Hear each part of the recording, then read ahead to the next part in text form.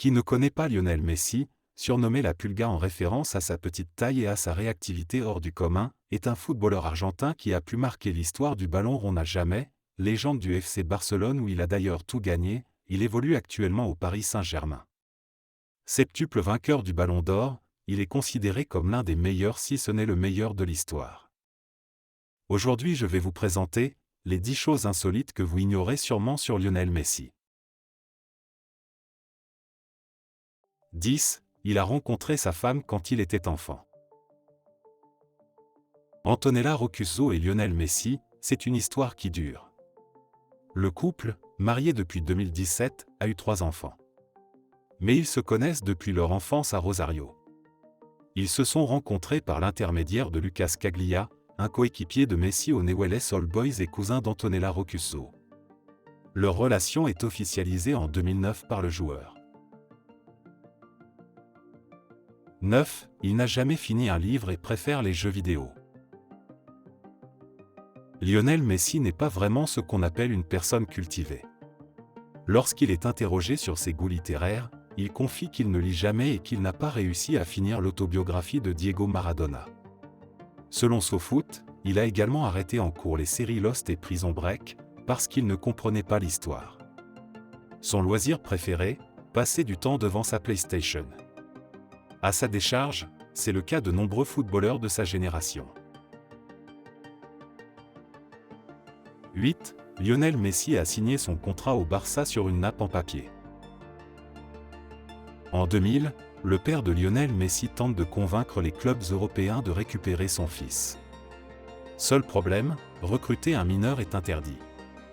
Donc, le club s'engage à prendre, dès que possible, en signant ça sur une nappe en papier. Bon, ça c'est la légende bien sûr. Parce que juridiquement, ce bout de papier ne vaut rien. Le Barça a réussi à récupérer Léo Messi en offrant un poste de recruteur à son père.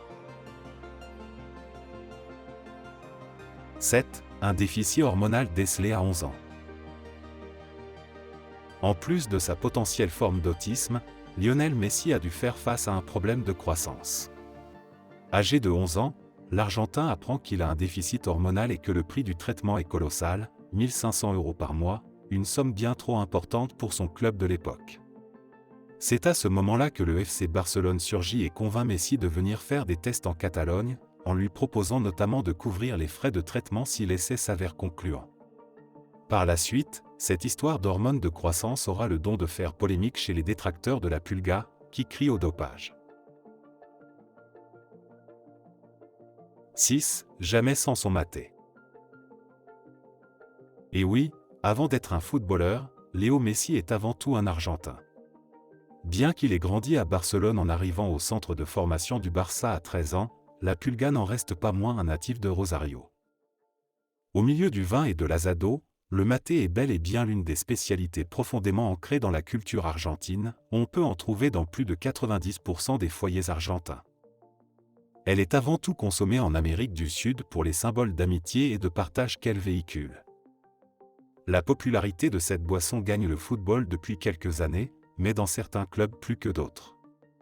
Si l'on voit souvent les joueurs du PSG ou de Tottenham avec du maté, c'est bien au FC Barcelone que l'on associe le plus souvent cette boisson. 5. Une insociabilité due à une forme d'autisme. Extrêmement timide dans sa jeunesse, Léo Messi était alors souvent pris pour un muet. À l'école, il demandait par exemple à ses amis de poser les questions à sa place. Le foot est donc devenu une échappatoire, mais l'Argentin restait très particulier. Roman Beza, journaliste à LP raconte, un beau jour, Lionel est entré sur le terrain avec une cuillère en plastique dans la bouche. Il ne l'a pas lâchée jusqu'à la fin de la séance. C'était une manière de montrer qu'il était contrarié. Pour quelle raison? Personne ne le savait et personne n'a jamais cherché à le savoir. Encore aujourd'hui, Messi fait preuve d'une incroyable insociabilité, qui pourrait être due à une forme d'autisme, cette hypothèse n'a jamais été confirmée. C'est en partie ce qui l'aurait poussé à demander à Pep Guardiola d'écarter Zlatan Ibrahimovic, dont le caractère le dérangeait fortement. 4. Un MOT a sa gloire dans le dictionnaire. Sachez que Léo Messi peut aussi se targuer d'avoir un mot à sa gloire dans le dictionnaire espagnol. Voici la définition du mot impressionnante, adjectif qualificatif qui fait référence à Lionel Messi, à sa manière parfaite de jouer au football, à sa capacité illimitée à se dépasser. Se dit du meilleur footballeur de tous les temps. Rien que ça. C'est l'ancien sélectionneur de l'Argentine Alejandro Sabella, encouragé par la marque Pepsi, qui a milité pour voir ce mot apparaître dans le dictionnaire. 3. La fortune de Messi. D'après plusieurs estimations, la fortune de Messi serait estimée à 600 millions d'euros. En effet, le joueur de Paris a gagné plusieurs centaines de millions d'euros par an, somme qu'il a investie dans du patrimoine immobilier notamment. Aujourd'hui, le joueur de Paris vivrait dans une maison dont le prix est estimé à 8 millions de dollars. Il possède également plusieurs voitures dont l'estimation dépasserait les millions de dollars. Ces investissements s'ajoutent à son salaire annuel qui fait augmenter la fortune de Messi chaque année. 2. Il dédie ses buts à sa grand-mère adorée. C'est grâce à sa grand-mère que Messi a persévéré dans le foot. C'est elle qui le conduisait à ses entraînements à Rosario, elle qui convainquait les entraîneurs de faire jouer le tout petit bonhomme avec les plus grands. Malade d'Alzheimer, elle est morte quand Léo avait 10 ans.